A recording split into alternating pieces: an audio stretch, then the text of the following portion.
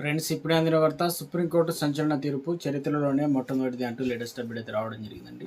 So ఆ వివరాలు ఏంటని కూడా వీడియో తెలుసుకుందామండి. వీడియో చివరి రోజు చూడండి, అర్థమవుతుంది. మొదటిసారి ఛానల్ సార్ తప్పకుండా సబ్స్క్రైబ్ చేసుకోండి. చూస్తున్నారు కానీ లైక్ చేయడం మర్చిపోతున్నారు, వెంటనే లైక్ చేయండి. వీళ్ళకైతే వెళ్ళిపోదామండి. మతం మారిన వ్యక్తులకు సంబంధించి రాజ్యాంగం ద్వారా వచ్చేటువంటి షెడ్యూల్ కులాలు ఎస్సీ హోదా పైన సుప్రీంకోర్టు సంచలన తీర్పు అయితే ఇచ్చిందనమాట.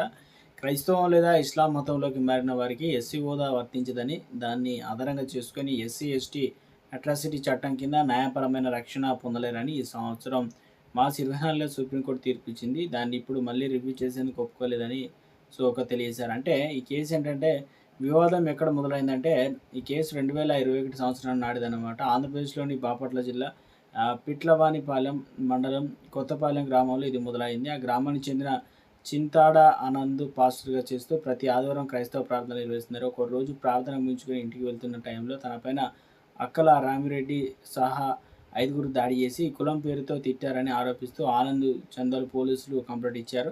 నిందితులపైన ఎస్సీ ఎస్టీ అట్రాసిటీ చట్టం కింద కేసు నమోదు చేశారనమాట. అయితే కేసు ఎస్సీ ఎస్టీ అట్రాసిటీ చట్టం కింద నమోదు చేయడాన్ని నిందితులు హైకోర్టు సవాల్ చేశారు. ఆనంద్ తాను క్రైస్తవ మతస్థుడనని పాస్టరు తన కంప్లైంట్లో చెప్పినందున అతనికి ఇక ఎస్సీ హోదా కానీ అట్రాసిటీ చట్టం ద్వారా వచ్చే కఠినమైనటువంటి చట్టపరమైన రక్షణలు కానీ రావని రామిరెడ్డి తరపున లాయర్ వాదించారు. 2025లో ఏపీ హైకోర్టులో ఈ వాదనను సమర్థించింది. సుమారు 10 ఏళ్లుగా బహిరంగంగా పాస్టర్గా పనిచేస్తున్న క్రైస్తవాన్ని పాటిస్తున్న వ్యక్తికి ఎస్సీ ఎస్టీ చట్టం రక్షణ రాదని, అందువల్ల ఈ చట్టం కింద రాసిన క్రిమినల్ కేసులు కొట్టివేస్తున్నట్లు తీర్పు ఇచ్చిందనమాట. సుప్రీంకోర్టు చారిత్రాత్మకమైన తీర్పు. హైకోర్టు కేసును కొట్టివేయడంతో ఆనంద్ సుప్రీంకోర్టుకు వెళ్లారు. లైవ్లో ప్రచురించిన న్యాయపరమైన పత్రాల ఆధారంగా సుప్రీంకోర్టు న్యాయమూర్తులు జస్టిస్ ప్రశాంత్ కుమార్ మిశ్రా, జస్టిస్ మన్మోహన్లో కూడిన ధర్మాసనం, ద్విసభ ధర్మాసనం ఏడాది మార్చి 24లో దీనిపైన విచారణ జరిపి చారిత్రాత్మక తీర్పు అయితే ఇచ్చింది. 1950 నాటి రాజ్యాంగ షెడ్యూల్ కులాలు ఉత్తర్వులోని క్లాస్ 3 గురించి న్యాయస్థానం ఈ సందర్భంగా ప్రస్తావించింది.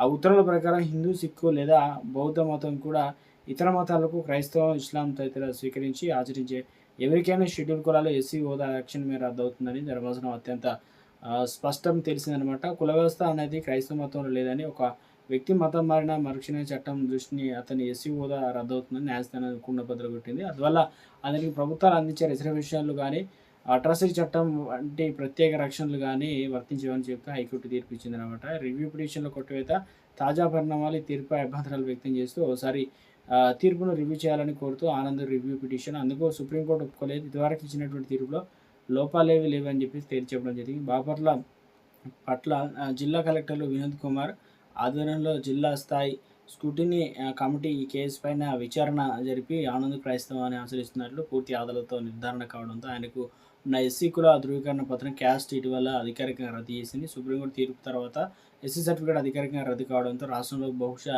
ఇదే తొలిసారి అనమాట. మొత్తం మీద సుప్రీంకోర్టు నిర్ణయం న్యాయస్థానంలో ఒక మైలురాయి నిలిచిపోయింది. రాజ్యాంగ నిబంధనలు ఎస్సీ వర్గాలకు కల్పించిన చారిత్రాత్మక హక్కులు రక్షణలో కేవలం హిందూ, సిక్కు, బౌద్ధ మతాలకు ఆచరించే వారికి మాత్రమే పరిమితమని, ఇతర మతాలను మారిన దళిత క్రైస్తవులు, ముస్లింలు ఈ హోదా చట్టబద్ధంగా పొందలేరని సుప్రీంకోర్టు తన తీర్పు ద్వారా దేశానికి గట్టి సందేశాన్ని ఇచ్చింది. ఇది రాబోయే రోజుల్లో దేశవ్యాప్తంగా రిజర్వేషన్ల అంశాలపై తీవ్ర ప్రభావం చూపే అవకాశం అయితే ఉందన్నమాట.